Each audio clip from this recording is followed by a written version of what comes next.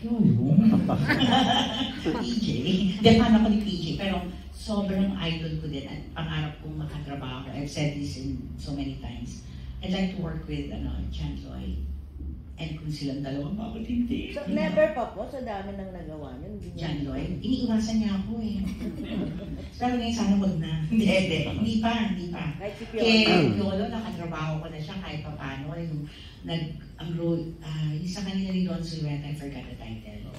Assistant pananahi ako doon eh. Ano nga yun? Ay, tsaka sa extra. Pili ko ng extra. Na kahit hindi naman yung pa-eksena, kahit wala akong call, basta merong call si Piolo Pascual, asahan mo na doon ako. Typical yun. So, yung nakatrabaho siya sa extra, tapos yung film na yun with Miss Don Zulueta. Tapos, yun pa lang. But, sa mga yung parang art films or serious na, wala. Parang mas may soft spot si Piolo, no? Sa inyo. Ako magalit si Hindi, panay talaga po ako ni Piolo. Oo. May mga story dyan na inawala ko yung backpack ng anak ko dahil kahabol ko sa, nalaman ko na si Piolo. So, sa Tiangge, sa Green Hills. May binibili akong costume ng anak ko para sa school. Tapos, tataka ko ng takbuhan lahat. Pa-extra pa lang ako ng mga pictures. Kala ko may sunog. Kasi pati mga takbuhan ko, ay, bakit? Si Piolo daw kumakain ng pho, ng Vietnamese noodle sambal.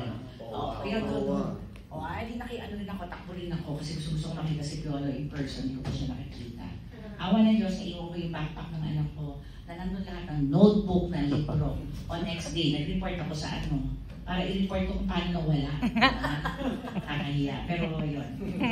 Kaya di magkikita kami ni Piolo, like, the last time sa ABL, special, parang nakita ko siya. Nandun yung anak ko. Sabi ko nga, malaki na yung anak natin. Kasi naliloko ko sa anak ko. Yan ang tatay. Kasi hindi naman makalita. So sabi ko, yan ang tatay mo. Pero hindi pwedeng ipagsabi. Bawal ang bunyan. Masisira ang karir niya. Yun. Opo. Fan po ako ni PJ. Napakabait po kasing tao. Napakagaling din. Okay.